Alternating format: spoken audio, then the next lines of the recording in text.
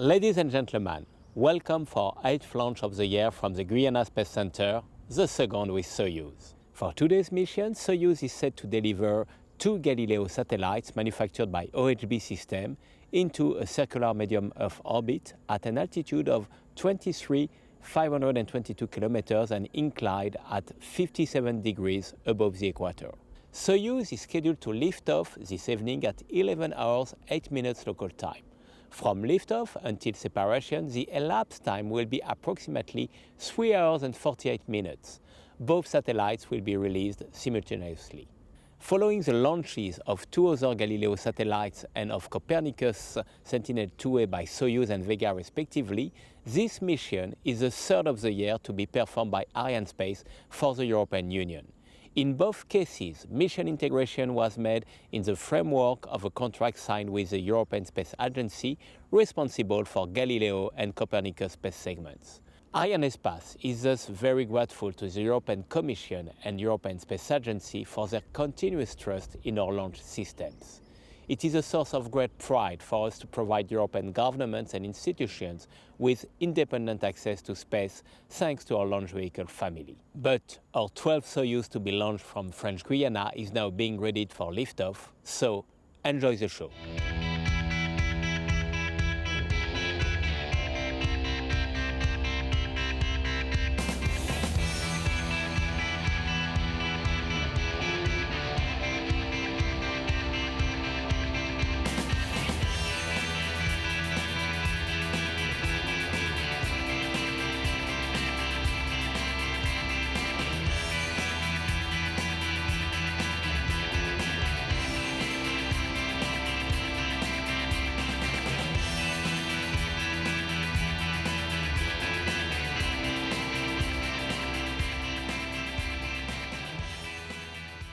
Hello and welcome. We are live at the Guyana Space Center and we're launching the next 2 satellites in Europe's Galileo satellite navigation system for the European Union and the European Space Agency. And there they are on the pad inside the launcher, going through the final preparations before launch, which is scheduled for just over 17 minutes time. You can see the countdown there on the top right-hand side of your screen. So this is the mission control room. The teams here are all concentrating hard at this point before launch. Our program comes to you in both French and in English. And in the French commentary box, we have Pierre Junier, and interpreting me is Thomas Bigot. And you can hear his voice there if you're listening in French. We are launching the Russian vehicle tonight, Soyuz. And there she is on the pad. It's her 12th launch from the Guyana Space Center. She's made of 4 sections. We call them stages. The first stage constitutes the boosters, 4 of them. And then the second stage, followed by the third tank there. And on top of everything is the frigate upper stage, and encapsulating it all is the fairing. That's the nose of the launcher there at the top. And if we were to look inside, we could see our 2 satellites attached there to the gold structure at the bottom. That's the frigate upper stage, our Galileo's FOC 9 and 10 FOCs, manufactured there by OHB. 15 minutes and 48 seconds to launch. These are the status panels here on the right-hand side of the screen. They're all green. These are the systems which send their status to the boards here in Mission Control. A little bit like the dashboard in your car, or indeed a set of traffic lights. Everything has to be green in order for a launch to go ahead. We have various teams working here in Mission Control. This is an important team. It's called the Flight Desk, made up of the top management, the highest technical authority for launch operations. And they have the final say in the event of unplanned situations, and teams across the base report to them. And we have, of course, joint Russian and European teams working side by side. So Galileo is a thoroughly European project indeed a flagship European project. And we'd like now to welcome the new Director General of the European Space Agency, Jan Werner.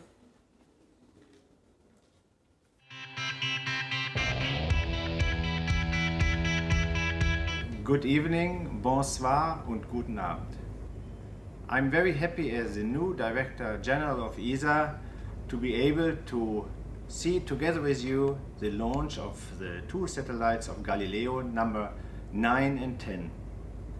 Galileo is a very important activity of the European Commission together with the European Space Agency, and it consists of course of the satellites, but at the same time also on the ground segment. And we are all hoping that the applications of Galileo will change also the European market.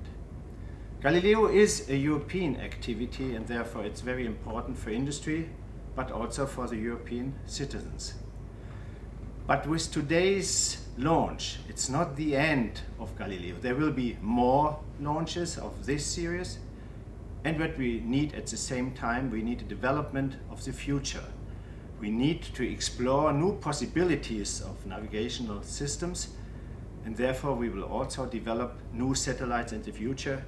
And ESA would like to play this role of a research and development agency also in the future together with the European Commission. I hope for a beautiful launch this evening.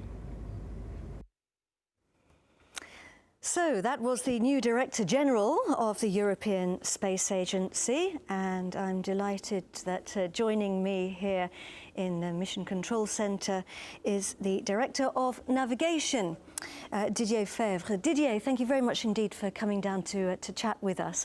Good evening. Eventually you're going to have 30 satellites in the constellation. Today we're launching numbers 9 and 10, so we will have had a third, you'll be a third of the way there. What are these satellites going to mean for you? Of course, 10 satellites is only 1/3 of the full constellation, but we have behind us the full development and the deployment of the first satellite. So we are very confident that the new ones will be operated with full success. And this is the first time now we're entering in a normal pace for production of satellites. And we are very confident now with the status of the production, status of the test, status of the operations here in Kourou. We have a very good team with OHB in Bremen, ESA in ESTEC, and CSG and Arianespace here. So we are there. And you're going also to be launching in December on board another Soyuz, 2 more satellites, which will mean that you will have launched 6 satellites in 9 months. It's pretty impressive, isn't it? Quite a production line. Yes, it is. We launched in August, you know, with difficulty, but we are now in September, meaning that we have launched already 6 satellites tonight in 1 year. If we launch in December, we are planned, all our plans are leading to this launch in December. We'll have launched, as you say, 6 satellites in 9 months, which is exactly the pace we expect from our manufacturer and from here the operations, which means that the deployment is now ongoing, and the final deployment, which is expected by 2020, is, let's say, achievable. So if you keep this rate of production going, you'll have launched 26 satellites by 2018. Yes. What's the next phase after that? So let's start with the first phase. So 1 Soyuz in December, 1 Ariane in next year in 16, 1 Soyuz and 1 Ariane in 17, 1 Ariane in 18. And then we have to procure an additional batch of satellites, which will be launched by 19 and 20, reaching 30 satellites by 2020, as it is the objective of the European Commission, of ESA, to reach its final completion of the deployment by 2020. Now, we're coming up to an important phase in the countdown, which is the last 10 minutes and 20 seconds. We're going to get an announcement.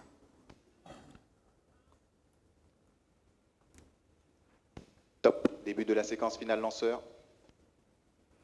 So that's our range operations manager tonight. It's Joël Galgi, and he's just announced the final phase of the frigate upper stages automated sequence. So Frigate has effectively sent the signal to say that it's ready for flight. He's a chum of yours, of course, because you've been working here for many years in the launch campaign. It's our 7th launch. Absolutely. Since Soyuz. Yeah, so it's a good relationship. Going back to, you mentioned earlier, satellites numbers 5 and 6, which were not launched onto their correct orbit. You have done a super rescue operation to get them back up and running. What's the latest on that? Can we use them? Okay, the first thing to be done was to put the satellites injected in wrong orbit into a safe and stable situation. What we did just after the launch in 1 month, so in September, October, we were now in a safe, we were reaching a stable and safe situation. Then we used, thanks to the colleagues of CNES and ESOC, quite a complex strategy of recovery, putting satellites in a reasonable orbit from which we could do the tests for both for the platform and payload. And we did it in the last month of 14. And this allows us to say that satellites, the new series of satellites, because it was the first one built by OHB, are good for the deployment. What we decided in December. This was the reason why we launched in March. Now, what can we do with those satellites? And now we are quite confident that with change of the ground segment, which has just been decided, we will recover those satellites and putting them back in an operational status, not exactly the one of the others, but as seen from the users, we are now very confident that those satellites can be used as navigation satellites. So that's excellent news, and I think a lot of people will be very pleased to hear that. Yes, thank you. Didier, thank you so much for coming to join us here on the stage, and I wish you all the very best, and your teams, for this launch. Thanks, Didier. The various parts of Soyuz are built in Russia and shipped here.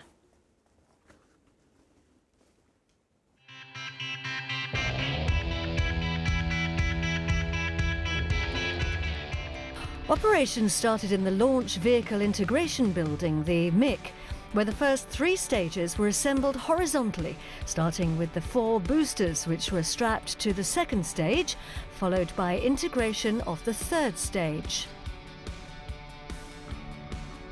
Meanwhile, the 2 Galileo satellites arrived in Cayenne and were then transported to the payload processing facility at the Guiana Space Center. Teams performed a series of tests and checked the good health of the satellites in the utmost cleanliness before transferring them to the S3B building to fill the tanks. The satellites were then attached to a dispenser, which is specially designed for enabling this dual launch. At the same time, the frigate upper stage was transferred from the F-Cube building to the S3B, where the satellite stack was integrated with the upper stage. The whole stack was carefully hoisted and encapsulated inside the protective case of the fairing to form what's known as the upper composite. The first 3 stages of the launch vehicle were transferred to the pad 4 days before launch. It was then raised to a vertical position inside the mobile gantry, which protects it and provides feed lines until it's retracted 1 hour before launch. The upper composite was then transported to the pad and mated with the 3rd stage that same day. The fluid and electrical connections were then activated along with the air conditioning inside the fairing. Meanwhile, less than 2 kilometers from the launch pad, the joint Russian and European teams in the Launch Control Center monitor all these operations. There are various teams here. One of them is responsible for ground operations, and it's led by the Soyuz launch site operations managers, who also coordinate with mission control for the final authorization to launch. And another team is responsible for making sure that the vehicle is ready for flight. This team's led by the Arianespace production managers, and they oversee all the operations from launch vehicle assembly to the moment of launch. The quality team oversee procedures to ensure that they are followed correctly. And the safeguarding team ensures that all the operations are carried out according to very strict rules, guaranteeing the utmost safety here at the base. And then we have the Immediate Visual Control Team, or CVI. These guys and girls monitor how the flight is progressing in real time, using telemetry information from the launcher as it flies over the tracking stations along the flight path. And right now in the Launch Control Center, they are initiating the final phase in the Soyuz automated sequence. And the computers are controlling all the final operations in these last 5 minutes and 9 seconds of the countdown. Well, I'm in the commentary box now, and joining me here for the rest of the programme is Edward Brewer from ESA. Welcome, Edward. Hello, Katie. Edward, you're the System AIV Manager for Galileo. What does that mean? System AIV means integrating the main elements of the system, the space segment, that is the satellites, the ground segment and the user segment, to make sure that they work well together as a system and deliver the user performance that the user requires.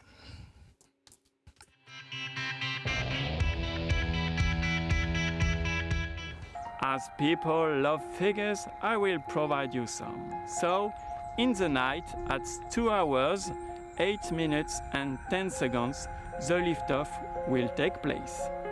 2 minutes after the liftoff, at 45 kilometers of altitude, the 4 boosters will be jettisoned.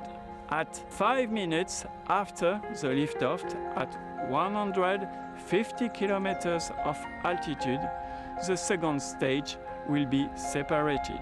At 9 minutes after the liftoff, the third stage will inject the frigate upper stage and the payload into a suborbital orbit. Just after, the first burns of the frigate upper stage will take place during 40 minutes. Then, during 3 hours, a long ballistic phase will take place. At the end of this one, the second burns will take place during a few minutes, just in order to circularize the orbit and to put the payload into the separations orbit. At last, at 3 hours, 38 minutes after the liftoff, the simultaneous separation of the 2 spacecraft will occur. Now, if you take a look there at the top right-hand side, you can see the big grey mast. It's just attaching there on the bottom of the fairing. That's called the KZM, and inside it are what we call the umbilical lines, taking information from the satellites to the teams on the ground. And those are about to be disconnected. Largage des ombilicaux, ciao. And the range operations manager there has announced that they're being disconnected. We can't actually see that. They're inside the mast, but they drop into a basket, and it means that we're no longer getting information from the spacecraft. So I have sent Edward to go and watch the launch in real life from the viewing station, and he will come back and tell us what he saw. And we are 1 minute and 49 seconds now to launch. Watch out for that KZM mast pulling away 20 seconds before launch, 27 seconds rather, and then you'll see another mast below it called the VKM will pull away after that. Quick word about the ignition sequence on Soyuz. We have a system for checking the health of the engines before it leaves the pad. First of all, we switch on the engines on the 4 boosters and the core stage 16 seconds before liftoff, but then we throttle them up gradually. 12 de DDO, attention pour moins 1 minute. To check the engines are working. Top, H0 moins 1 minute.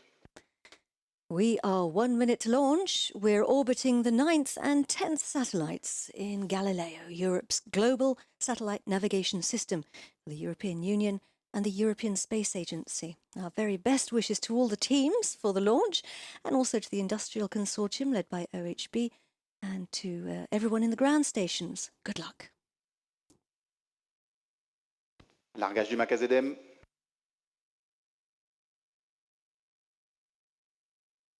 À 12 de DDO, attention pour le début de la séquence d'allumage lanceur. Top, H0 moins 20 secondes. Largage du VKM. Allumage triétage. À 12 de DDO. Attention pour le décompte final. 10, 9, 8, 7, 6, 5, 4, 3, 2, 1, top. Et décollage VS12.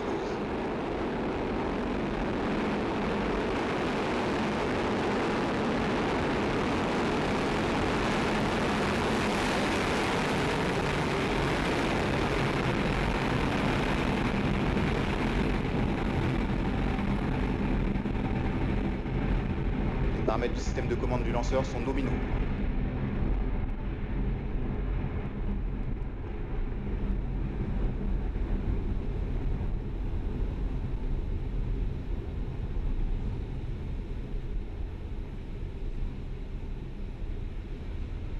La stabilisation du lanceur est correcte.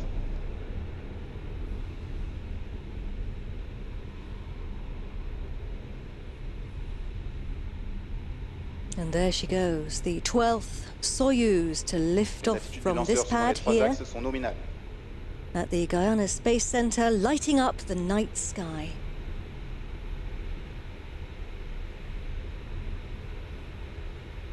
Hauling itself against the gravity of our planet, delivering a total thrust the equivalent of 3 Airbus 380s. Pretty impressive. Powerful stuff.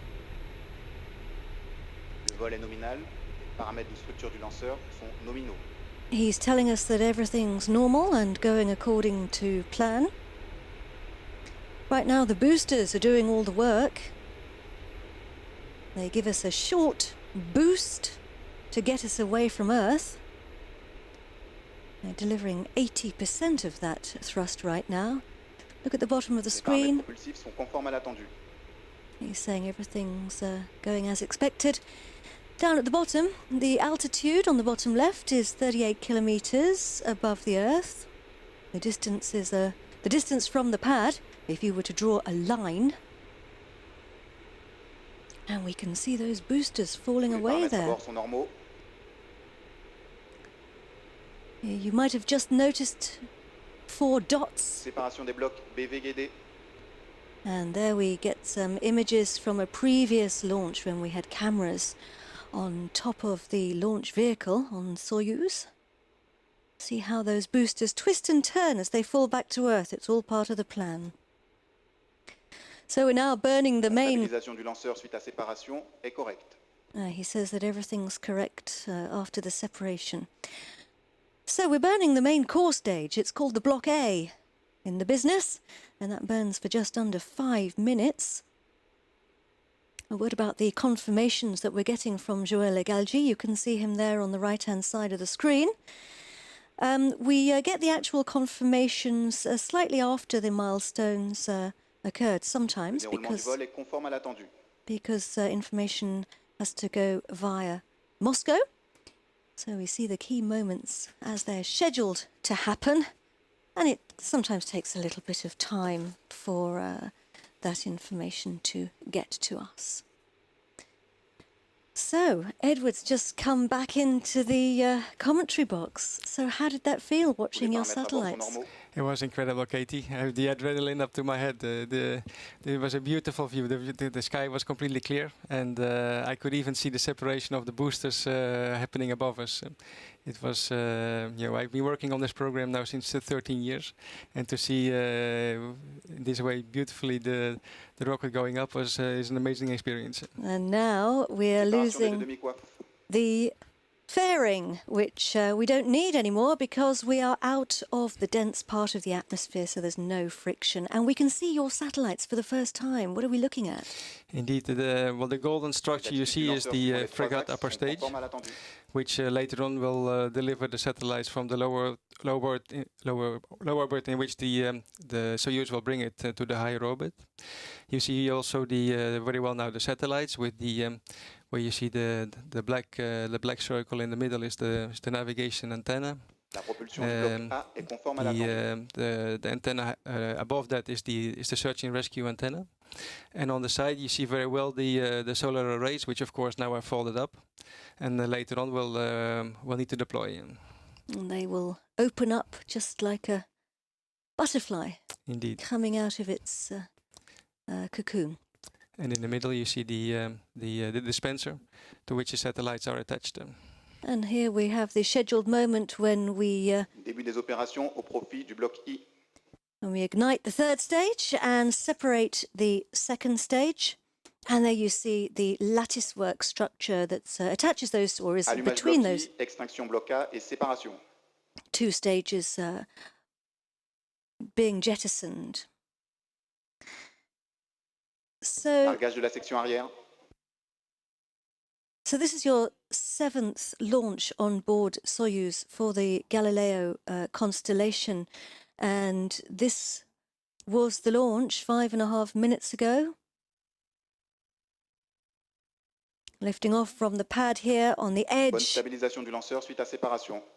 of the Amazon rainforest at the Guyana Space Center. Acquisition de la télémesure par la station navale.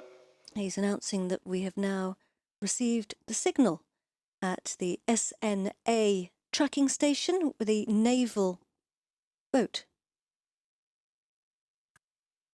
We have a new facility here at the Guyana Space Center. It's called the Frigate Fueling Facility, or F-Cube.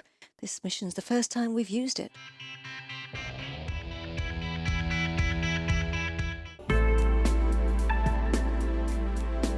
We launched from French Guiana the first Soyuz in 2011 and the first Vega in 2012. There we started the exploitation of the 3 launch vehicles, Ariane, Soyuz and Vega. Our launch rate capacity increased from 7 launches a year to 12 launches per year.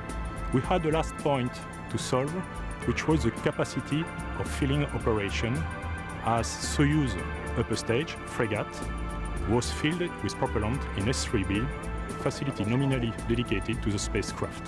Situated on Soyuz launch pad, this facility is dedicated to frigate, increasing disponibility of the filling facilities for spacecraft. VS12 aura été marqué par la première Flight VS12 will be highlighted. This is the first time we are using the FQ building here behind me. It is dedicated exclusively to fill the frigate upper stage tanks. Frigate is sectioned at the top of the launcher, where we put the payload and we deliver them. This building represents a major advance both for the Soyuz launcher and for the campaigns at the Guyana Space Center. Before, we had to assemble the frigate filling installations for each campaign, then dismantle them afterwards. Now the facilities are permanently assembled inside the F-Cube. This saves time, as we no longer have assemble and dismantle operations. It's also more reliable. The other step forward is in better organized campaign at the base.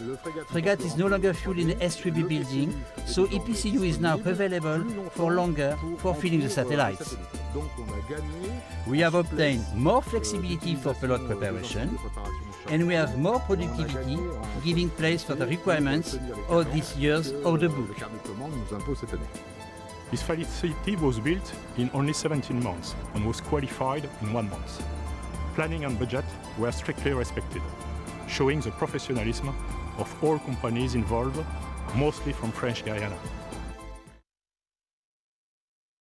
Well, now, our flight path took us out from Kourou across the Atlantic. We are heading out now across the Atlantic towards France.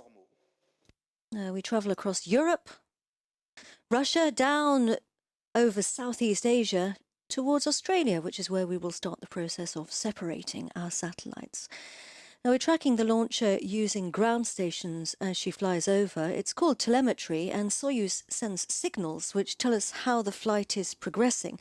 We have a number of different stations, tracking stations tonight, don't we? Indeed, the first one is actually here in Kourou.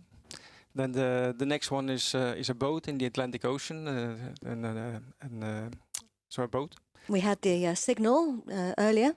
And now the next one is the tracking station on the Santa Maria on the Azores Island, which is also in the middle of the Atlantic Ocean. Then the next one is in Aussaguel near Toulouse in France. When the launcher is then out of view of Aussaguel, we lose visibility for a while until we reach Australia, and then Perth in Australia will pick up the launcher for the last time. And here we can see some super images. We've separating the third stage here, and really entering. Extinction bloc I et séparation. And we have the confirmation there that we have switched off the engine and separated the third stage. And we're really entering the next phase of the journey now, because this is where Frigate, our upper stage, takes the wheel. It's that gold structure which you could see back there. We'll see it again in a second. Right now it's getting ready to switch its engine on. It's called the pre-burn phase. It's going to push the fluids back into the tanks, giving a burst of acceleration to make sure there's enough propellant. Right now, we're looking on the right-hand side of the screen. You can see them there are computer-generated images, CGI. Edward, they're showing us what the experts have calculated is actually happening to the launcher and the satellites, isn't it? Yes, the images are based on the planned schedule of events. Now, the actual events are being measured by the ground stations, and but they are first sent to Moscow, and then they come back here in Kourou, where they can be confirmed. So there is some delay. And we've switched on the engine now. Frigate is burning its engine for the first of two burns. Its job's to deliver our satellites to their drop-off point in space. And we have 3 bodies involved in the ESA program, Edward. Yes, the European Commission is managing the overall program. ESA is the system architect, and then there's the body called the GSA. It's an agency that will deliver the services. And the European Commission.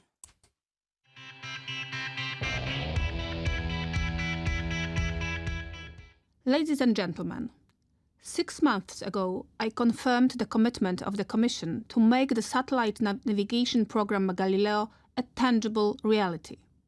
Today, I am pleased to announce that the second launch of Galileo satellites in 2015 has just been performed.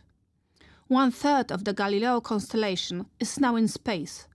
This is an important milestone on the way leading to a fully deployed constellation of satellites and services by 2020.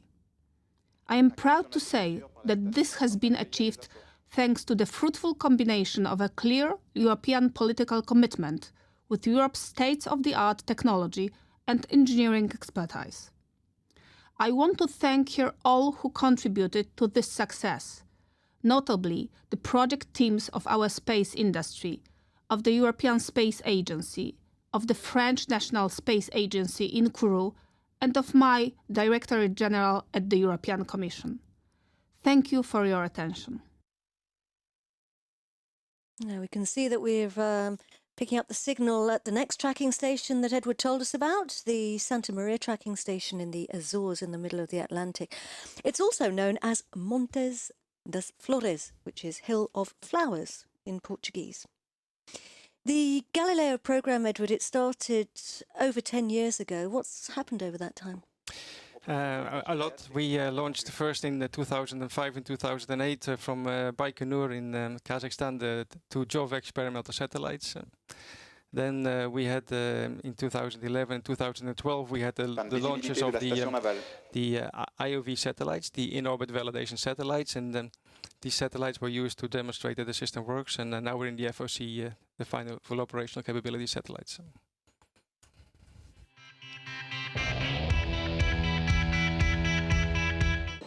At the European Spaceport in Kourou, French Guiana, GalileoSat 9 and 10 are being prepared for launch in their dedicated clean room. Soon, both satellites will be launched into orbit on top of a Soyuz launcher. A launch of this kind will never be a routine operation, but the mass production and frequent launches of Galileo satellites prove what a well-oiled machine the program has become. With now so many satellites in orbit, the system has the capacity to really show what it can provide. Already validated with a mini constellation of 4 satellites, Galileo showed it was performing beyond expectations. But now, with several years of operations and more satellites in orbit, the return of experience is still very good.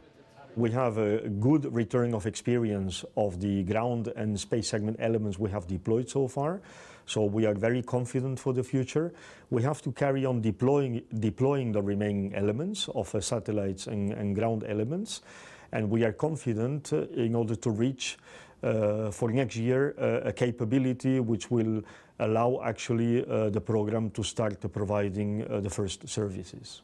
With first services soon to be operational, it's important to note that the complexness of Galileo does not lie within the individual satellites, but rather in the vastness of the system and its synchronization.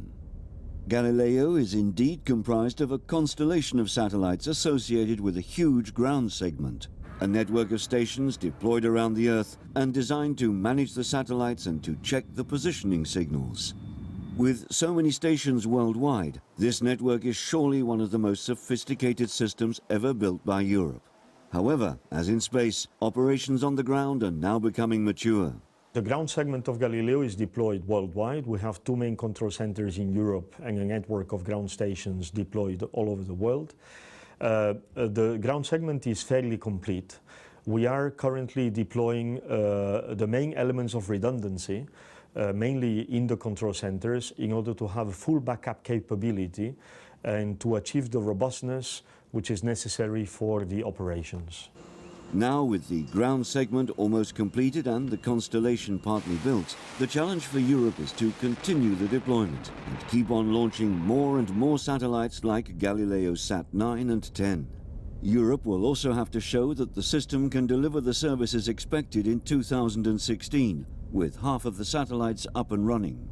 The challenge for Galileo in the next months is not anymore in achieving the technical performance, but is in achieving all what is necessary to operate a very large distributed system in space and on ground, consisting of many elements which are largely unmanned, and they have to be controlled from the control centers, and to be able to automatize all the operations and to be able to achieve the robustness and the stability of the system that will be expected by the users.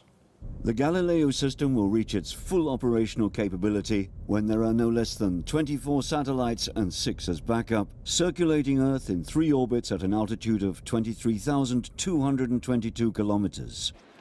By then, Europe will have its very own satellite navigation system, and it will provide high-quality positioning, navigation and timing services to users across the world. An ambitious goal, but one that Europe is ready for.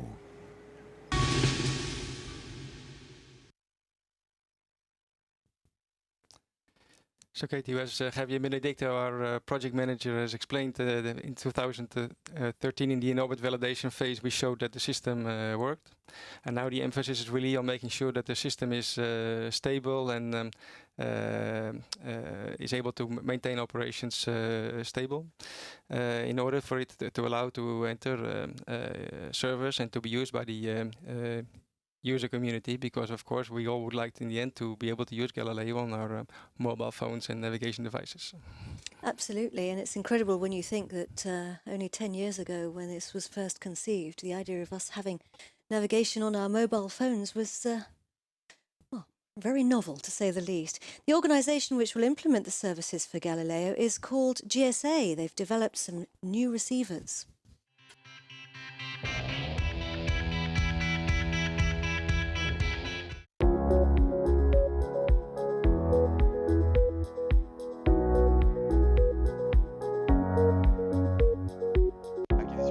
Safer transport, efficient agriculture, cleaner shipping, more reliable surveying, and new innovative applications that help citizens in their daily lives. Galileo will have the power to do it all. But linking Galileo to user needs requires an all-important cornerstone: the receiver. Receivers act as a prism, translating navigation signals sent by satellites into a wide array of positioning and timing services. Many of the leading industry players already have commercial products that are ready to use Galileo. Today, almost 40% of receiver models on the market are Galileo-enabled, and more than 60% of available receivers integrate EGNOS. Since 2009, the European GNSS agency has been working closely with chipset and receiver manufacturers to ensure Galileo will be used to its full potential. This work includes technical workshops, sharing of Galileo updates, co-marketing and management of dedicated funding for receiver development. The receiver is the key enabler through which all the signals are translated in services. As support to Galileo receiver development, the GSA has been coordinating a comprehensive testing program in cooperation with two testing centres, the Joint Research Centre and the European Space Agency. There's always a little bit of room for interpretation if you get an interface specification for a new system. By testing early, we were able to resolve a few ambiguities, ask questions and make sure that everything works once the system is fully deployed. These tests were conducted by the Joint Research Centre for Professional Receivers and the European Space Agency for Mass Market Receivers. We are testing them as this full set of receivers, all under the very same conditions, testing all the Galileo bands, testing the coexistence with GNSS systems like GPS, and also testing what is the impact of certain type of unwanted emissions or signals like interference. No? What is very good about this campaign is that we have been in very, very close contact with the manufacturers. We've spoken to the very people that develop the firmware for the receivers. Most of them kept in touch. They want to be kept in the loop. It's a campaign that is anticipating the future and preparing all of us to a better navigation experience. We want to gain a better understanding on how the Galileo signals are used. Also, we want to understand whether there is enough information on the system so that the features of Galileo can be exploited to the maximum extent. The last year we have performed many tests, like 460 hours of tests in the laboratory with 9 receivers and 91 hours of live tests in the field. A broad range of tests verified how different receiver models use the Galileo signals so that manufacturers can update their technology and get the most out of Galileo's increased accuracy and reliability. We of course participated in this joint test campaign that I want to say was very successful. Making the results of the tests available to our customers will also help adoption of Galileo. GSA in the last few years have been investing more and more in an open dialogue with chipset and receiver manufacturer. By paving the way for Galileo to be fully integrated into new generation receivers, we can ensure that Galileo signals enable a wide array of new applications and services.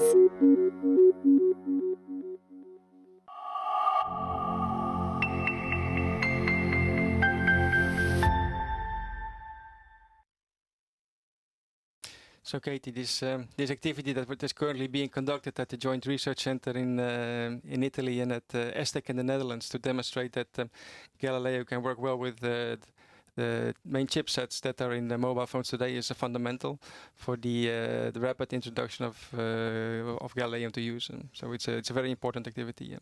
And it means that we're going to be able to use it on our mobile phones. Because that is the ultimate objective. So let's come back to the flight. We are 500 kilometres above the Earth. We are 8,500 kilometres from the launch pad along the ground. And we're flying at a speed of 9.36 kilometres per second. Kilometres per second, ladies and gentlemen. That's extremely fast. Frigate is switching off its engine at this point in the flight. This is the scheduled time for it to cut off its engine. And we're entering what is known as the ballistic phase. Ballistic actually means without propulsion. So it means that we're travelling high enough and fast enough to cruise without the engine. So the satellites have now entered their so-called transfer orbit, where they go from the low orbit where the Soyuz rocket has left them, to their target orbit of 23,522 kilometers. So this transfer phase will then last the next 3 hours and 15 minutes. Confirmation de l'extinction de l'étage frégate.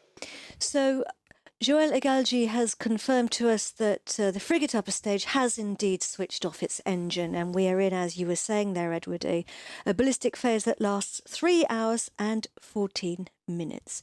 Let's take a look at the atomic clock on Galileo.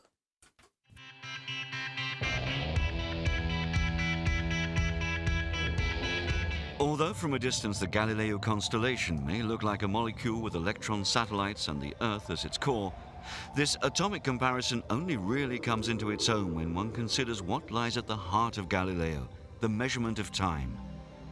In fact, the Galileo system is one vast space clock, the accuracy of which is crucial to the quality of position calculations, and to ensure the success of this, Europe has developed what are known as atomic clocks. An atomic clock that deviates by 1 nanosecond produces an error on the ground of 30 centimeters, which, if translated to a second, makes an error of 300,000 kilometers, which means one might as well be on the moon. Hence the importance of reducing inaccuracy and the key role played by the clocks on board the Galileo satellites. The Galileo satellites are equipped with the best clock ever launched into space, known as the Passive Hydrogen Maser. Maser stands for Microwave Amplification by Stimulated Emission of Radiation. From the outside, the clock just looks like a large cylindrical case, but inside atoms are dancing. Dancing a waltz with such regularity that it's in fact the source of this extreme precision. The functioning of the atomic clock is linked to the behavior and the movement of hydrogen as it follows a predetermined course. Hydrogen molecules are channeled into a space where the molecules are split into 2 atoms that can be in 2 quantum states. States that can be differentiated by their colors, red and yellow. These atoms then pass down a long tunnel where they're sorted before continuing towards a huge cavity where they move in every direction. This is where the atoms are stimulated, excited, causing them to pass from one state to another, thus leading to the stimulated emission of microwave photons. Here they're orange. The frequency of this emission is absolutely stable and reproducible, and it is this accuracy and regularity that produces the atomic rhythm, essential to the services offered by the Galileo system. These impulses are then transformed into signals which are sent to Earth with a metronomic rhythm. All the satellites that make up the Galileo constellation will be equipped with these clocks, whose unchanging rhythm will enable ground receivers to calculate with extreme accuracy user positions, time, and speeds, data that is essential for a whole range of applications.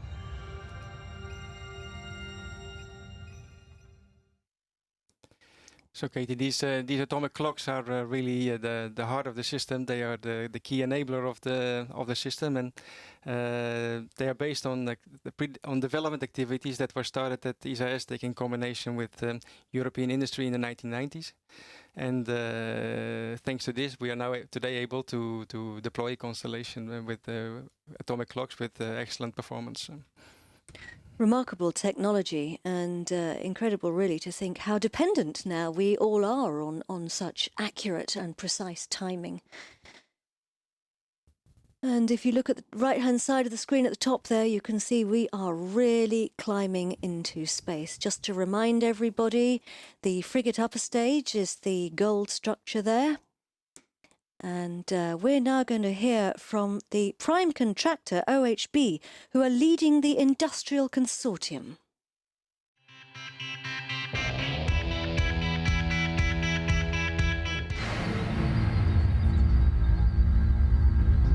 Right now, the next 2 satellites, Alba and Oriana, are on the way to their target orbits to increase the Galileo FOC constellation.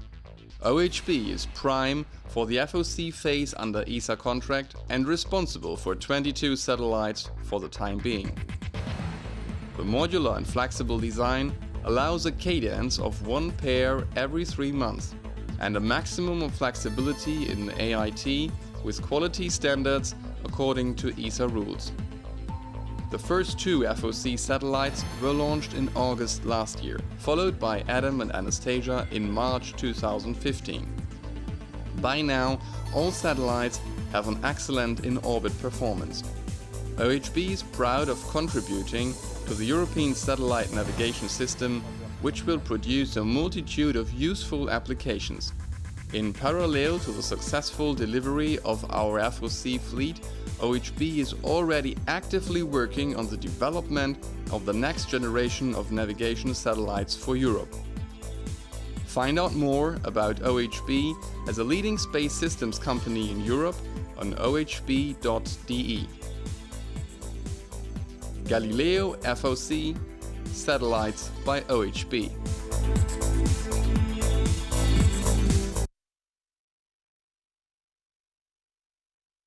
OHB, as well as the industrial teams in the whole consortium, can feel very proud of themselves, I think, for building such super satellites.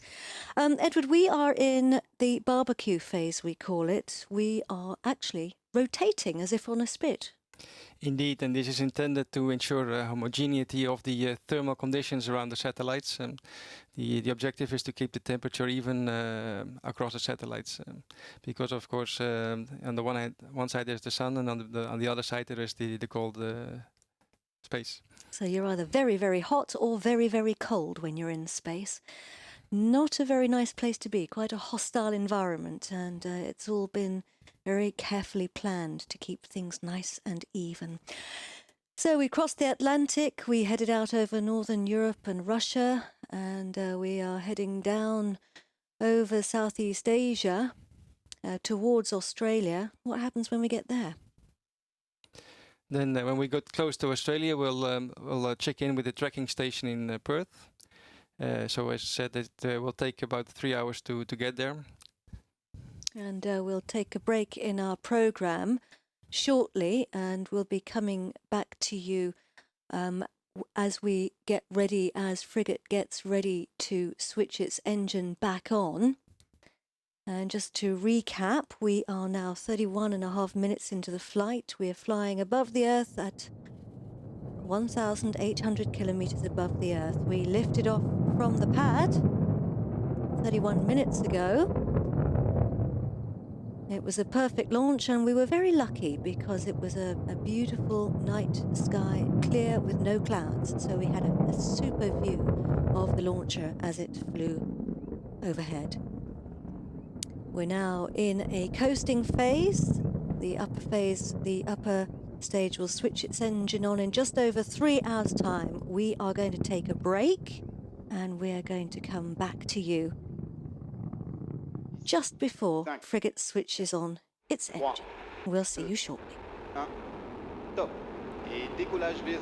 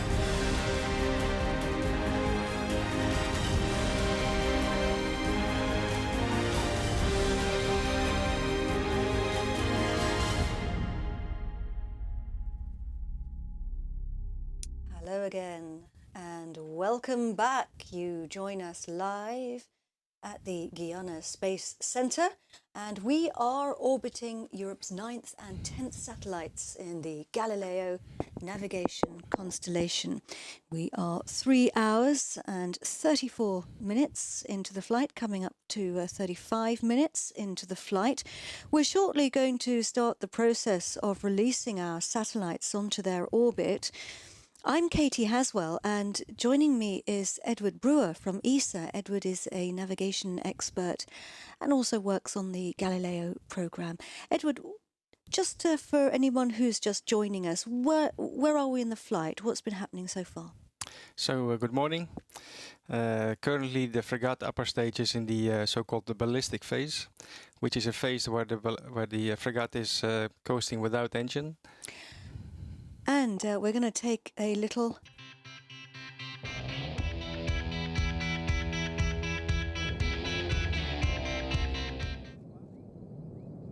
look back at the launch, which was 3 hours and 35 minutes ago.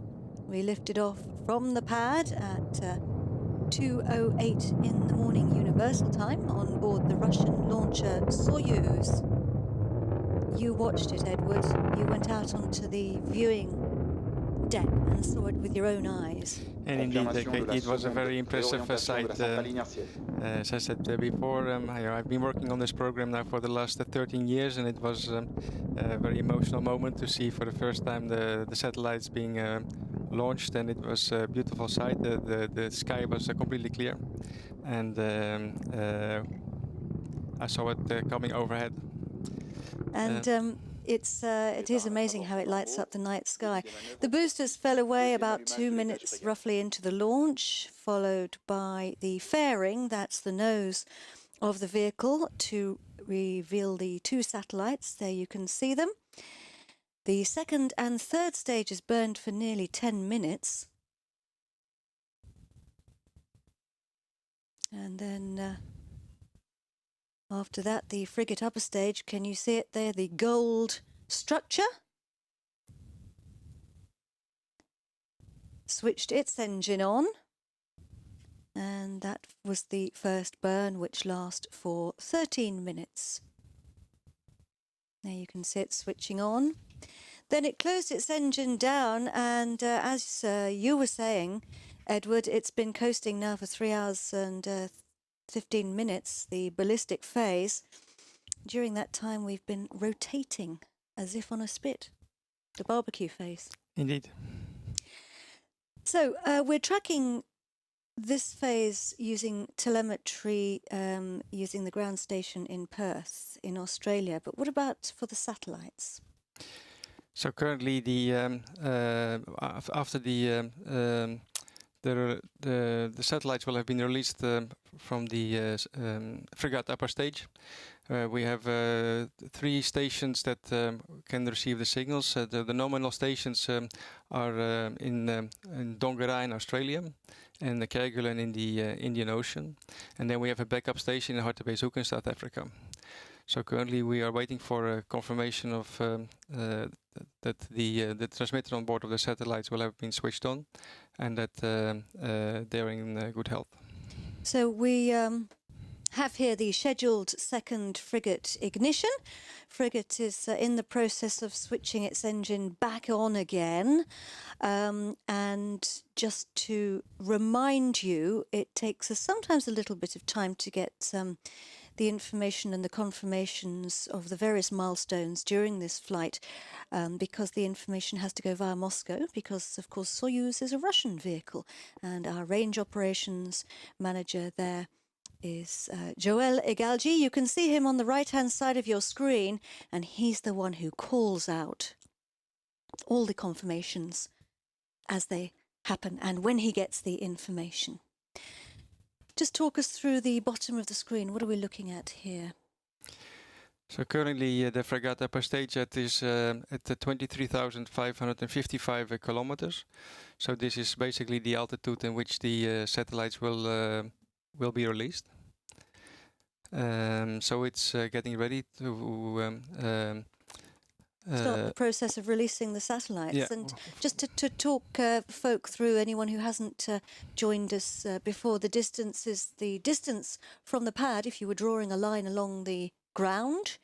And then you can see our speed over here on the right-hand side of the screen. Right now we're travelling at 1.69 kilometres per second. And on the top right is the trajectory. It's the path that the vehicle is taking. It's been climbing very high into space. Confirmation du deuxième allumage de l'étage frégate. And our range operations manager has just confirmed that we have ignited our engine. Why did we switch it on now? Because, as I said before, with the frigate upper stage has reached its target altitude of 23,000, even 558 kilometers. So now the frigate will position itself such that the satellites can be released. And can be released. And it always amazes me because, of course, everything looks like it's happening terribly slowly, but of course it's not. It's happening incredibly quickly up there in space. So, frigate. Propulsifs sont conformes à l'attendu. He's saying the propulsion is going according to plan. The gold structure is the frigate upper stage, and it's a very clever piece of kit. Because it's an orbital vehicle in its own right, and it was originally designed by the Russians as an interplanetary probe, and it was adapted to fly on Soyuz. So indeed it is a very clever spacecraft. It has the capability to switch on and off its engine for up to 20 times. So for this flight, of course, it's only done twice. But for launching constellations such as for Galileo, it's an ideal spacecraft.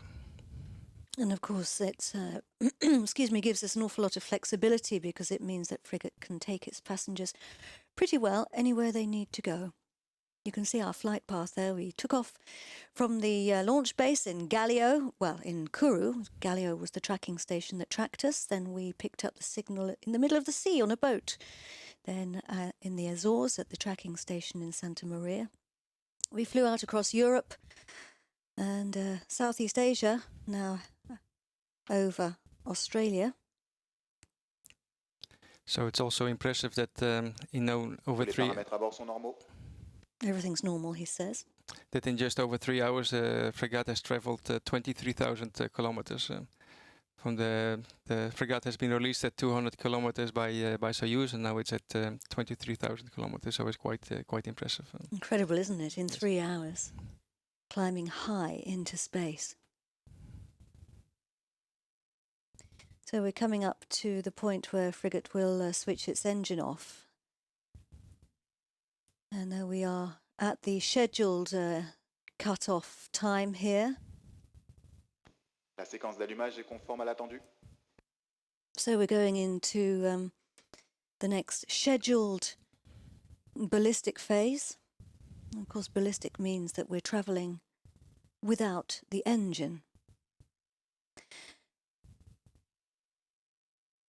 We're going into the phase that a lot of people call the space ballet. Not only does frigate have the ability to switch its engine on and off, it also twists and turns to orientate the satellites. We have to put our satellites onto a very, very carefully planned set of manoeuvres to orientate them correctly for their own journey so that they can set off on the right path. How does this work? What are what we call the orbital requirements for your satellites, Edward? So the altitude in which the satellites will I believe we had a confirmation there of the extinction of the frigate upper stage. I'm sorry to interrupt you. So the desired altitude is 23,222 for the satellites, so they're slightly higher. And that so basically the satellites are being released in the so-called graveyard orbit. That's for safety reasons in case something goes wrong. So now the orientation of the frigate is changing in order for the satellites to be released in opposite directions. So this is done by there are springs on the dispenser that will push the two satellites in opposite directions, such that they're away from the frigate, and that they can each of them safely go into the expected orbit. So let's just go back to this graveyard orbit, because the the word graveyard sounds a bit dismal, but actually it's all part of the plan, and it's all done very specially to make sure everything's safe. So the graveyard orbit is actually a higher orbit than you need your satellites to be on. So you're going to put them, and just correct me if I'm wrong, but you're going to put them in a slightly higher orbit initially, and then you bring them down to a fractionally lower orbit where they spend their lifetime, and then when they come to the end of their life, you move them back up again to the so-called graveyard orbit. Is that correct? That is correct. Furthermore, each plane has 8 satellites. So as soon as they are released, they will start their drifting. First of all, to a lower orbit, because now they're too high, and secondly to the location in the plane where they need to be for their operations. Everyone's concentrating hard in the mission control room there, and of course we're going to be handing over to the teams on the ground once we separate the satellites.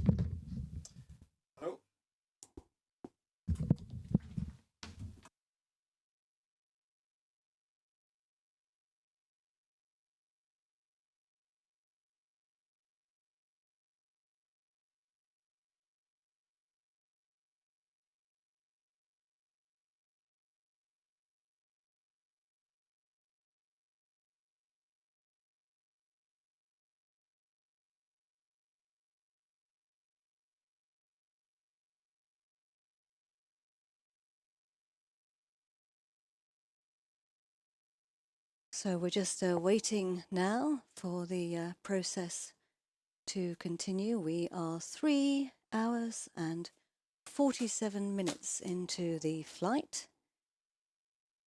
traveling here at an altitude of 23,560 kilometers.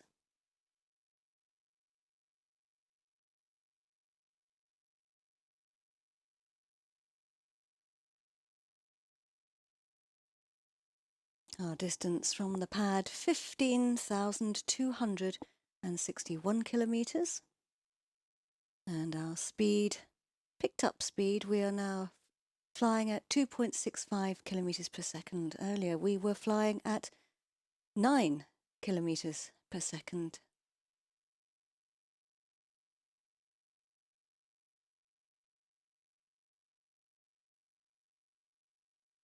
And this is the scheduled moment for separation of the satellites. This is the time the satellites have been planned and scheduled to separate. We have 2 satellites attached to a dispenser, and we can see the dispenser there. Confirmation de la séparation des satellites Galileo Foc FM5 et FM6. And we have confirmation there from our range operations manager that the 2 satellites have been separated.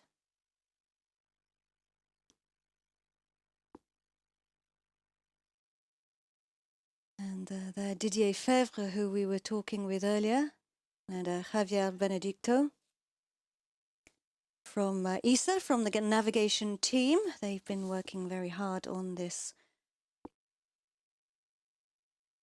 for many, many months now to prepare for this campaign, and they've got their work cut out for the next few years with all the satellites they're going to be launching.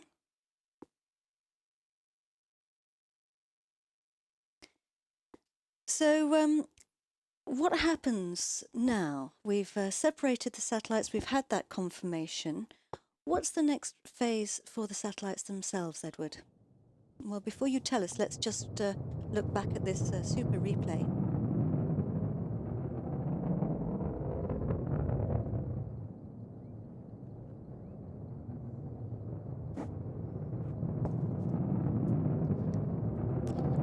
We lifted off from the pad, well, about nearly coming up 4 hours ago. There we go, on Soyuz. It's 12th launch from the CSG, carrying the 30th and 31st satellites that it's launched from its new home here.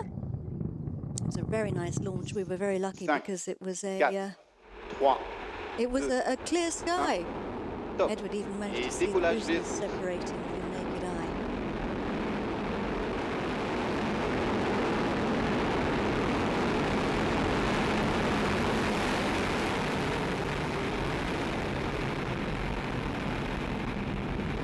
And Soyuz has been the workhorse of the Soviet and Russian space program since it launched the first ever satellite. That was Sputnik. Of course, that was back in 1957, famously.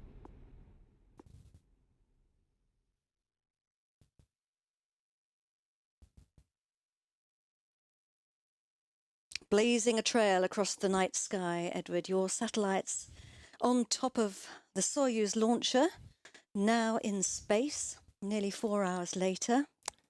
Indeed, and it was a very impressive sight to see this during the night with a very clear sky, seeing the rocket coming overhead and seeing the boosters being released. So we're now in the phase of waiting for the acquisitions. We need to get the information that we have had acquisition of the signal of the satellites. Are you able to enlighten us on that? Well, we've got Stefan Israel. So He's going to enlighten us. ladies and gentlemen, we are going to wait 30 minutes maximum to make a final announcement. But what we can say up to now is that the separation has been perfectly correct. And in 30 minutes, we will have, by cross-analysis between our data, the data of our customers, confirmation that satellites are in good health and exactly where they are supposed to be. So I propose to come back in a few minutes, but I should say that for Alba and Oriana, things seems to be on the right direction. Okay.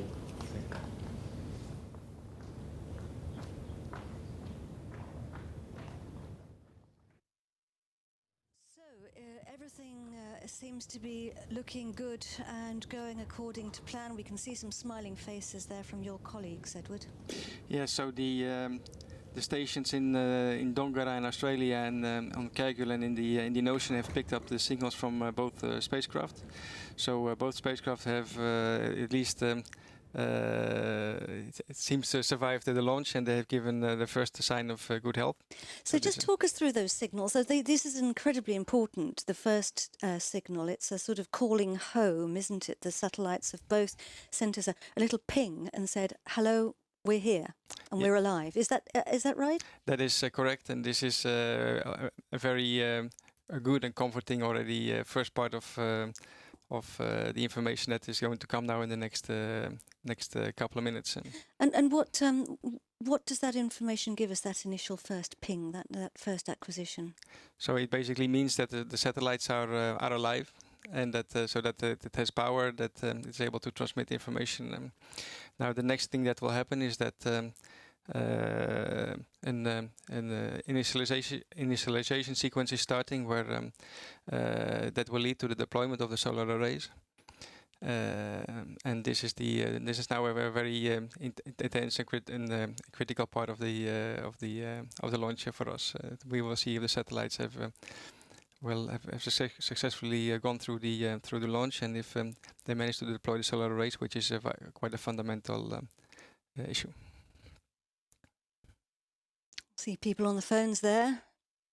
We are just to talk you through how we're going to progress now with our TV show. We're going to, Edward and I, in a minute, will go downstairs and talk to you from the Mission Control Center there. Our commentary box is actually just above where you can see these guys now. So we're actually looking out across from our commentary box at these screens and the people there in Mission Control. So we have about another 20 minutes or so, I think, to wait before we can get our first health check confirmation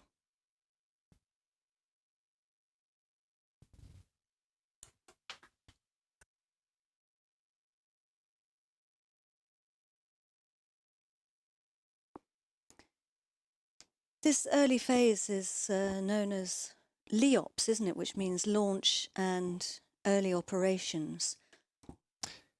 Yes, indeed, Katie. This is now the phase where the computer has been switched on and the transmitter has been switched on.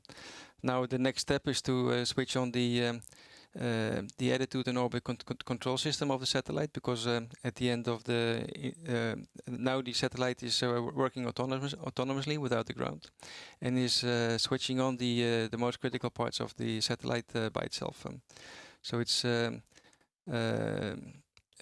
switched on the telemetry transmitter, the attitude and orbit control system it needs to maneuver, and then it will deploy the solar arrays. So if that has been successful, the satellite will be oriented towards the sun, and then it reaches the so-called breathing point. Is the point where we can breathe, all of us.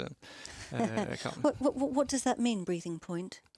Basically means it's when the satellite is oriented towards the sun, which is a very safe position for the which is basically a safe position for the satellite to be in, and then that's where the current sequence will stop. Oh, so the breathing mode really does mean that we can all breathe, does it? Indeed. We can all relax a bit because we know it's pointing to the sun. Exactly. This is the current objective. This means that all the critical units of the satellite are working, and that the satellite is in a safe configuration. That the solar arrays will have been deployed, and that the battery can be charged, and that the satellite is in good health. And then, of course, the next phase, I mean, let's just project into the future a little bit now, because once you've got your satellites all switched on, working, and we sort of go a few months down the line, the agency who will be taking on the job of implementing those services is what was the GNSS and is now the GSA.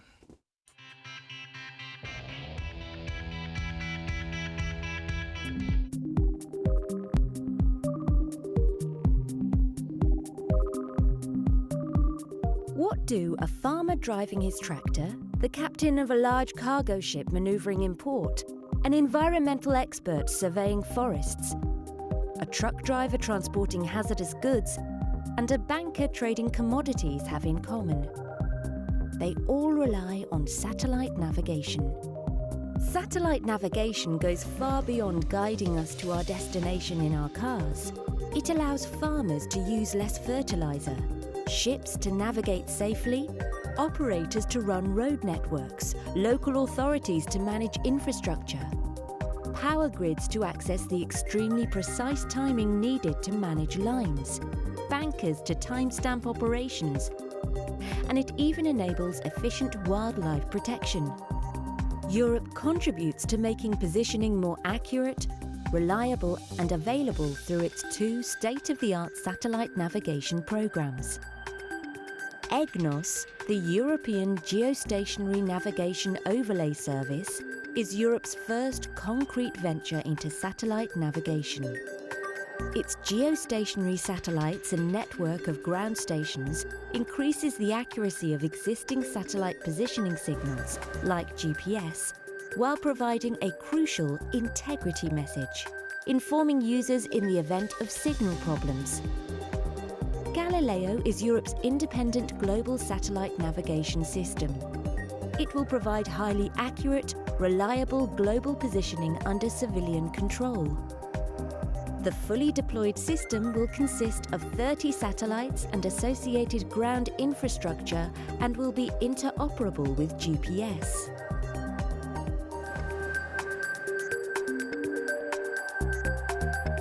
EGNOS today and Galileo in the future can save lives, on land, at sea and in the air. Landing procedures using EGNOS enable search and rescue helicopters to land safely on helipads, like those next to hospitals, even in bad weather. And civil protection services rely on accurate mapping and positioning when responding to floods, forest fires or earthquakes. Satellite positioning will also save lives on our roads. eCall is a pan-European system that enables vehicles involved in a crash to call the nearest emergency centre automatically and send the exact position of the accident, allowing emergency services to get there faster. Galileo will offer a global search and rescue service. It will complement existing systems and ensure better coverage so the distress signal can be picked up without delay. It will also increase positioning accuracy of distress beacons, in some cases from several kilometers to a few meters. While EGNOS and Galileo will be vital in case of an emergency, they can also play an important role in prevention and safety.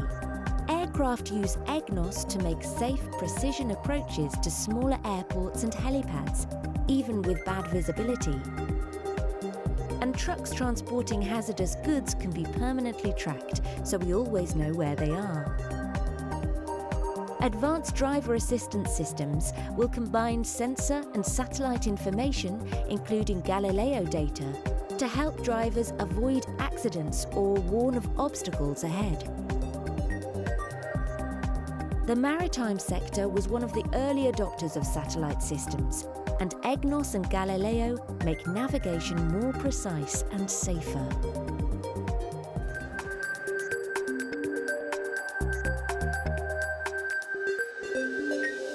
Millions of farmers already rely on satellite navigation to reduce the spraying of fertilizers or pesticides and to lower fuel consumption. In the air, precise positioning enables more flexible approaches for aircraft, including curved segments that are substantially more fuel efficient and will reduce noise pollution. EGNOS and Galileo will help authorities track down marine polluters and protect environmentally sensitive areas, as well as protecting fish stocks from overfishing or marine poaching. Accurate mapping helps conservation authorities manage natural parks and forests, whilst guiding people enjoying nature.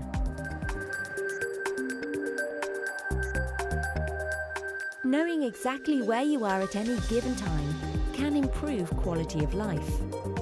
Accurate and reliable satellite positioning can help the visually impaired navigate more safely and warn them of potential hazards.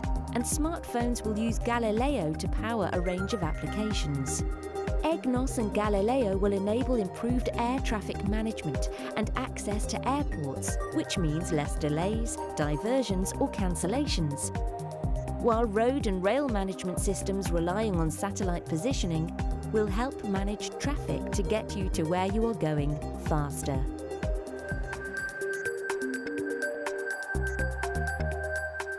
If satellite navigation is crucial today, EGNOS and especially Galileo will form the foundation for a range of new innovative applications in the future. Fairer insurance for cars, in-depth analysis for sports teams, warning systems for earthquakes, weather forecasting, mobile phone apps to streamline traffic, environmental monitoring, and even beacons to manage livestock will be able to access reliable and accurate positioning. Companies across Europe, large or small, use satellite positioning to streamline operations, saving time and money. It also powers lesser-known applications like providing power and telecom operators with extremely accurate time stamping. This will generate substantial socio-economic benefits to Europe's economy and its citizens. Jobs and business are being created for companies of all sizes, while spin-offs coming out of the technology being developed are used by entrepreneurs and researchers outside the space industry. Farmers, bankers, surveyors, captains, conductors, pilots, firefighters, and European citizens from many walks of life will rely on EGNOS and Galileo to power services that enhance efficiency, safety, protection, and economic growth.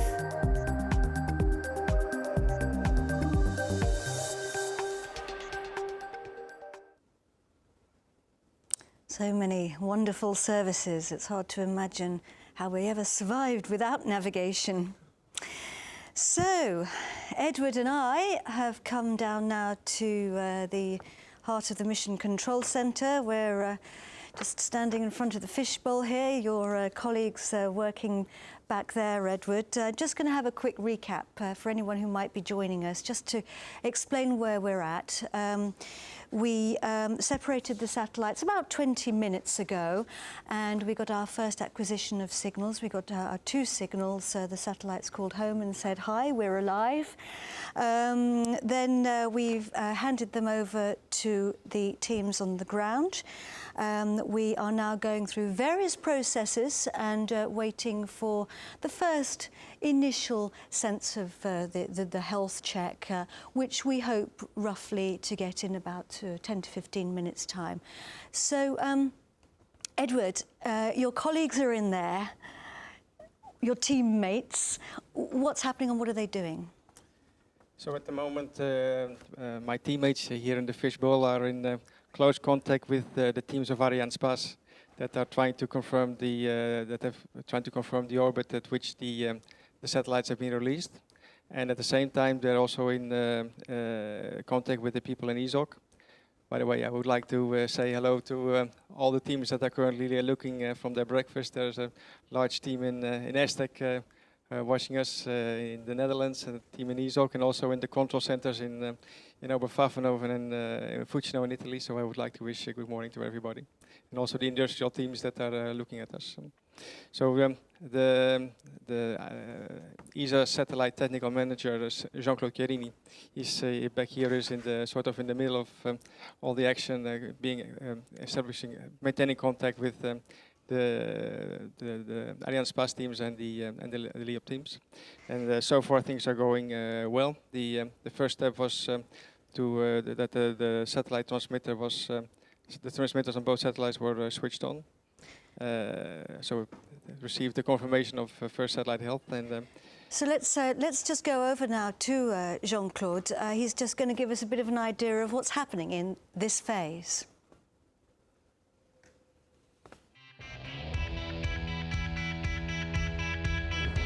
Back to the launch of this night. As you know, the satellite teams have been deployed in CSG, but also at ESA Control Center, ESOC in Germany, for supporting this launch. After the separation, the first operation at satellite level is a switch on of the onboard computer, and this is an automatic operation initialized by the separation. Few seconds after separation and within 3 minutes, ground control will confirm acquisition of the communication with the satellite via the S-band antenna. The crucial steps will be to deploy the 2 solar array wings. This deployment is performed in sequence for wing 1 and wing 2 of each satellite, and will be achieved within 30 minutes, including the confirmation, and will allow the satellite to reach the sun pointing mode, which is a safe and stable configuration. In that configuration, full power availability is granted. The full sequence is automatic with a permanent monitoring from ground. Then the next step will be within 1 week to achieve the first verification of the satellite. Then we will perform a drift phase to reach the final orbital position of the satellite, and during this phase we will perform platform subsystem commissioning, and the overall duration is about 4 weeks. After outgassing during the drift phase and switch on of the payload, the final in-orbit testing will be achieved for verification of the satellite performance, and this will take another 4 weeks. So we are 20 minutes, just gone 20 minutes now since separating our 2 satellites and putting them onto their orbit in space. Let's just unpick now what Jean-Claude went through there. Where are we in that sequence of events? So currently the satellites are going through an automatic init sequence, so to automatically switch on a number of critical units on board of the satellite. So first of all, the transmitter, the telemetry telecommand transponder on board of the satellite have been switched on and worked successfully. Furthermore, we have confirmation that both satellites have, at least for the moment, have reached their. We have initial estimate of target altitude. This still remains to be fully confirmed, and now we're waiting for confirmation that also the solar arrays on both satellites have been deployed. So the solar array deployment, of course, is really important because we can't really function without electricity. We need power, and to get power, we need wings. So your birds need to get their wings out. Yes. And Jean-Claude gave us a bit of a hint there as well about some of the things that are going to happen now in the coming weeks. What's the next phase after this, in the days and weeks? Yeah. So when this critical part of the let's say the satellite initialization has been completed, we will start with a period of 8 days of LEOP, during which the LEOP being launch and early operations. Yeah, sorry for the acronym. Launch and early operations, which is the first phase, critical phase. This is performed by the LEOP center that is today in ESOC in Darmstadt, the ESA Operations Center in Darmstadt, Germany, and where the combined teams of ESOC and CNES are working together to receive the signals, to fly the satellites, and to get the information and the confirmations. So, I think we just received a positive confirmation that the solar arrays on both satellites have been deployed. So I don't see happy faces yet, but I think this is quite an important step in the sequence. It's clear that we're still waiting for them to be fully happy for the full confirmation of the final orbit of. But this is a very important step in the program, that the satellites are generating their own energy and the batteries can be charged. No, we haven't actually had the actual confirmation yet of that, but things are looking good at the moment. Let's just take a step back now and let's watch the launch again, because I personally never get tired of watching launches. This was your first one live with your real eyes rather than on a screen, but let's take a look back at the launch now.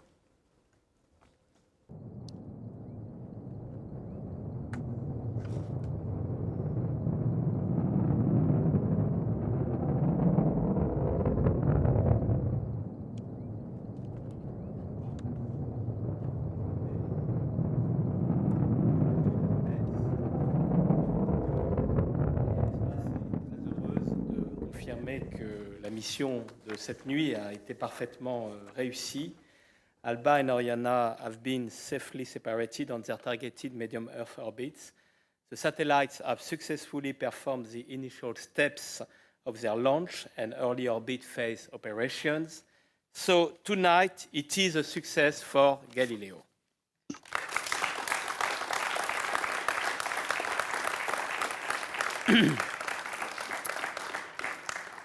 Alba and Oriana are the 9th and the 10th Galileo spacecraft to be orbited by Arianespace. They will soon join their teammates in the constellation, which will, as you know, ultimately consist of 30 satellites and thus enable one step more in building European autonomy in the field of global positioning, navigation and timing.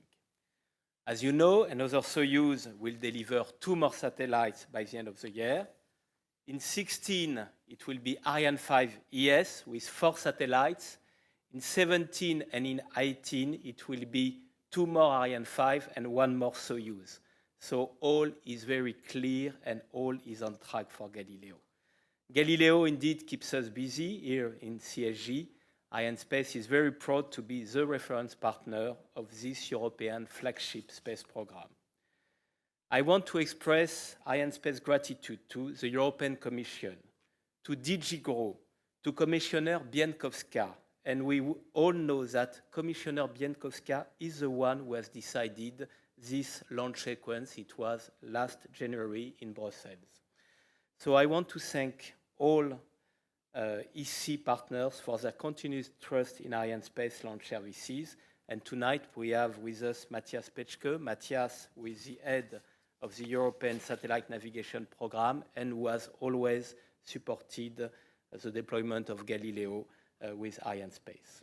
Let me also thank the European Space Agency, our long-standing partner in charge of the Galileo space segment, and as such, our direct customer for this launch.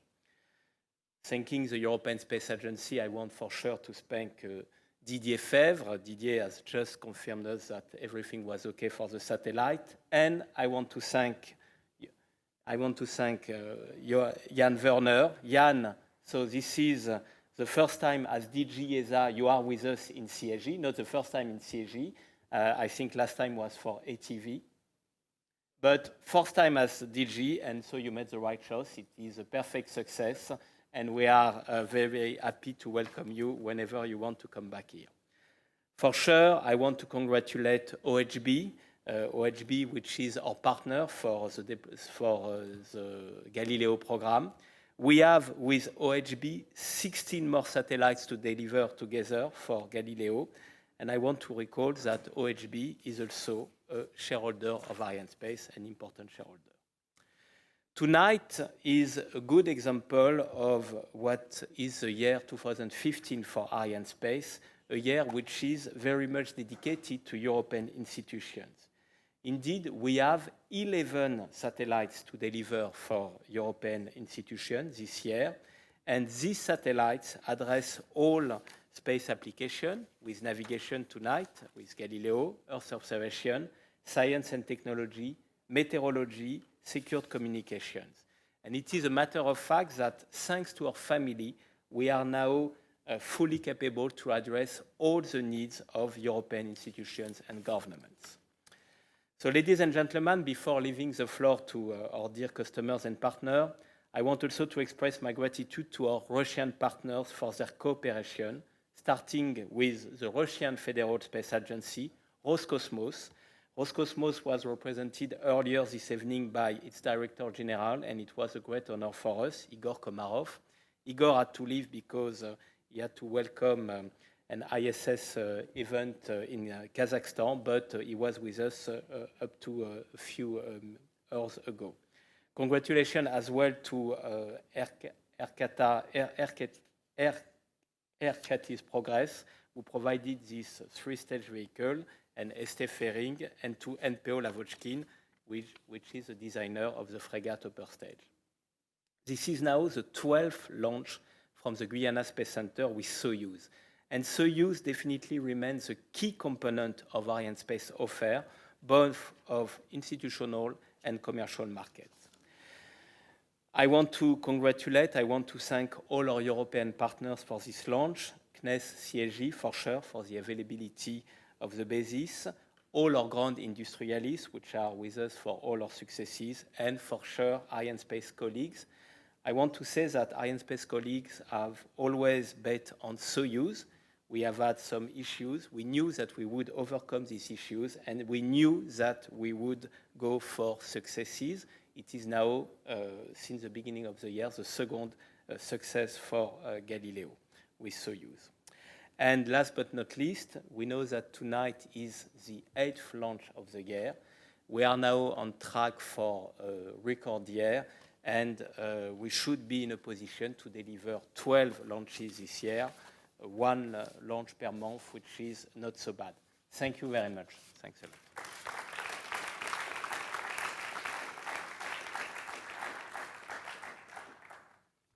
Ladies and gentlemen, in fact, it is a very special experience for me. So it's, as it was mentioned, it is the first launch here from Kourou for me as a Director General of ESA. It is not the first launch for me as a Director General, because I had already the experience a little bit more than 1 week ago from Baikonur, also a Soyuz, a little bit different type. I missed over here the entrance for the astronauts, which we had over there, and we had an ESA astronaut of Danish nationality, Andreas Morgensen, who will land in Kazakhstan in a few hours, and therefore Igor Komarov had to leave, as Stefan was saying. But before he left, he sent me per SMS congratulations to the team, and he was very happy that he could witness also this launch. So this day is full, for me, full of personal emotions, of course, but at the same time of institutional happiness. And this is an interesting feeling I have, so I can tell you it's very nice. So as far as we know, so the satellites are now on the right track, on the right path. They are working according to the plan. Of course, as it was mentioned, there is something more to do. not only with these satellites, but also in general, because we would like to have 30 satellites in orbit to have the full constellation working for different purposes. And at the same time, and this has also been mentioned, we are not only thinking of Galileo 9 and 10, of the constellation we are now trying to construct, but also we have to think into the future. There must be a second generation, because these satellites will not live forever. And of course, we have to start already soon what to do with the next generation of satellites of Galileo. Galileo is, for me, much more than just some satellites flying around, or falling around our globe. It is, for me, the proof for cooperation in Europe and beyond, even in difficult times. You see, we are discussing on Ukraine crisis and other things, and at the same time, we have here a cooperation within ESA and with its member states, especially France has to be mentioned, between ESA and the European Commission, between Europe and Russia, especially Roscosmos, but also the companies producing the launcher, and between public and private entities. On the private entity side, I will mention, of course, OHB, SSTL, Arianespace, and others. And finally, it's also a cooperation between different control centers. The control centers for the normal phase, which are in Fugino and in Darmstadt, and then in Fugino and Oberpfaffenhofen, and then, of course, also for the LEOP phase, where we have especially the Darmstadt ESOC center working. So it's really a model for Europe. It's a model for more than Europe to cooperate beyond borders, even in difficult times. Therefore, from my point of view, thanks to all the different actors, and at the same time, an appeal to further intensive cooperation beyond individual or institutional vanities for the sake of the citizens, and these are our shareholders. So therefore, let's together realize the united space in Europe. ESA is ready to continue its role as the European Space Agency. Thank you very much.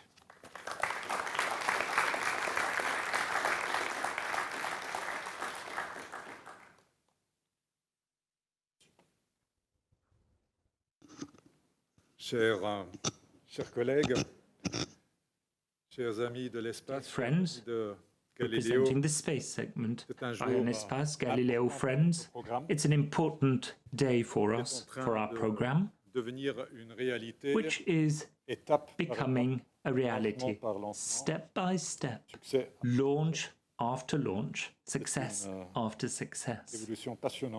It's a thrilling evolution and development. Je voudrais peut-être rappeler tout au début quelle est notre but à la Commission I'd like to tell you what our objective is at the European Commission, with your help as well. Voulons doter l'Europe.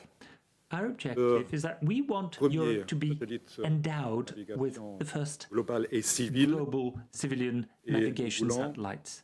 Our objective in the near future is to provide new types of services for our citizens and for our corporations. Avec ce lancement réussi, with this successful launch, time has come for me to thank a number of people. I'd like to thank with the French authorities to start with, represented here by Joël Barre, and the CNES, the French authorities, the civilian and military authorities, mettent à la disposition that have provided Europe with this impressive site, which is essential for us to attain our objectives and for us to conduct our space policy. I'd like to thank as well Arianespace. Surtout Stéphane. Stéphane, mainly. I'd like to thank you for your commitment. Sur la bonne trajectoire. We're on the right tracks. On est sur la bonne trajectoire et je voudrais vous remercier pour ce que vous avez fait ces derniers mois. Oh, the work you put in. You are very rigorous. Depuis l'été dernier surtout. The work you've done since last summer is incredible, and it's going on, and I'd like to continue and thank your partners, vos partenaires. Excellent job which has been done. And obviously, I'm going to continue and thank ESA, because there wouldn't be Galileo without ESA. Your contribution is absolutely essential. We are working hand in hand on a daily basis. Our teams work together, and I would therefore also like to say hello and thank you to the ESA teams, which are on different sites, as you have mentioned, in ESOC in Darmstadt, at ESTEC. And I'm also thinking of the colleagues, obviously, in our Galileo control centers in Fucino and Oberpfaffenhofen. They all are doing excellent work. And obviously, when I mention the teams, I should also mention the people leading the teams, and that are Didier Fèvre and Javier Benedicto, who are now working under the helm of a new and recently appointed DG, Jan Werner.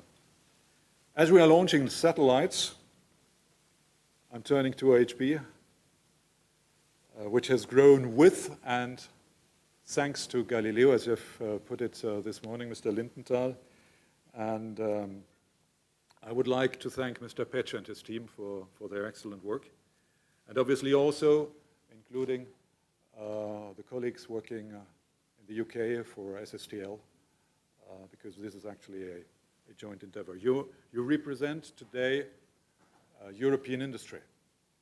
And there are many other companies, as we know, contributing to Galileo, for whose contribution we are actually very grateful. And last but not least, I would like to thank my own commission team, who are this morning enjoying an early Friday morning coffee and breakfast with our recently appointed Director General, Laurie Evans. So I would like to say hello, Brussels. And I would like to thank you, Paul Flamand, Catherine Gavada, Philippe Jean, and their teams, my team. And I would like you to know you are great people to work with. It's a pleasure for me to be at the helm of that team in Brussels. Now,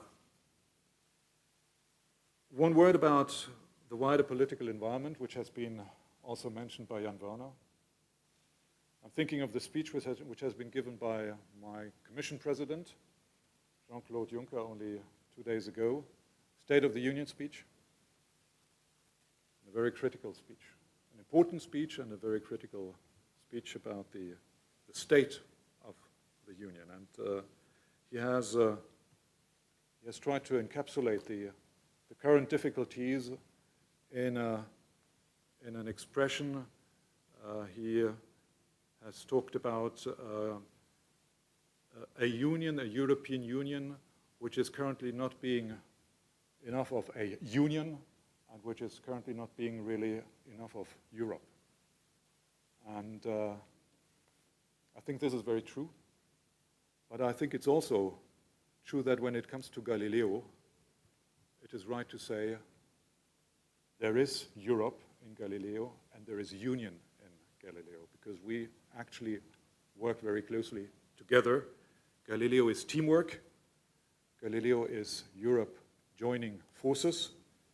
And Galileo is supported by all member states. And many of these member states are today represented here in Kourou. Galileo is supported by the European Parliament. Galileo is supported by the partners I've mentioned beforehand. It is receiving the assistance from the GSA, which I should also mention. So there is support, I think, for this European project, at least for Galileo, and there is, I think, a general recognition in the space area we have to work together. And Galileo actually works, shows that Europeans can achieve a lot together whenever they work together. What do we want to achieve together? We want to strengthen our industry. We want to promote innovation. We want to contribute to the development of new technologies. We want to deliver on high-quality jobs. And we want to deliver on growth. These are also challenges ahead for us, and we expect Galileo to contribute to all of those. Dear colleagues, many challenges remain ahead, but today we have made another significant step, and I'm confident that if we continue to work together, we are going to be successful. Thank you very much.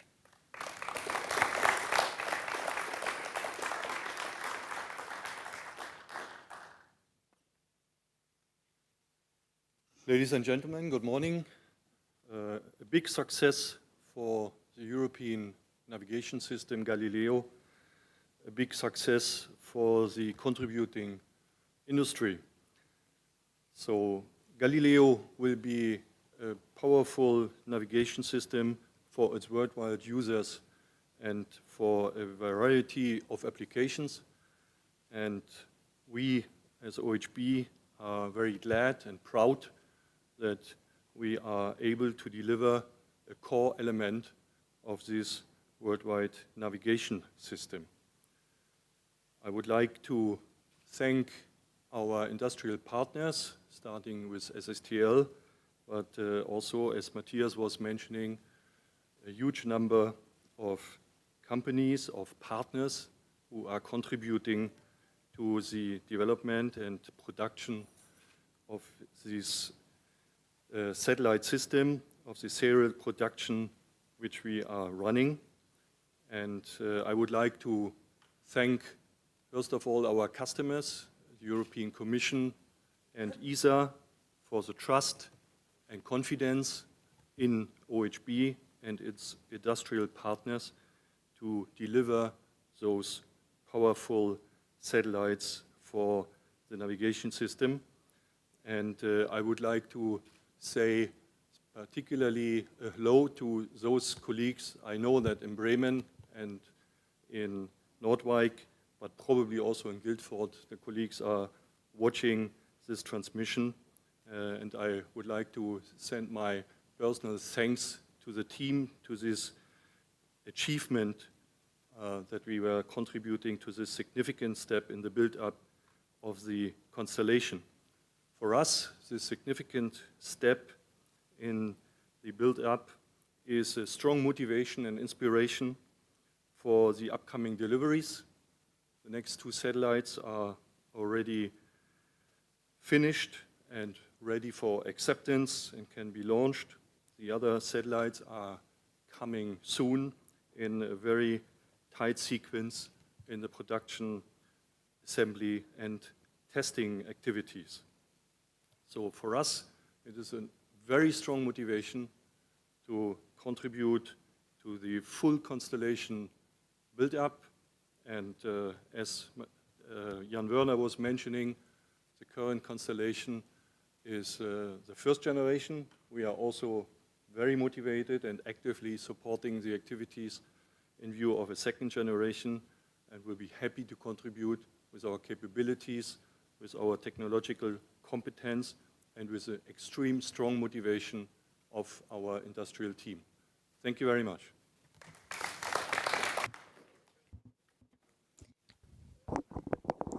So it's been a long journey and a successful journey for the Galileo satellites 9 and 10. Edward, my congratulations to you. Thank you very much for joining me here in the commentary box and on the floor. It's been a real pleasure having you and your expertise. So it's mission accomplished. Galileo's FOC 9 and 10 are on orbit, healthy, starting their new life in the skies. Congratulations to all the teams who have contributed to the success, and many thanks again to you, Edward, for joining me here. Well, it's been a pleasure, Katie.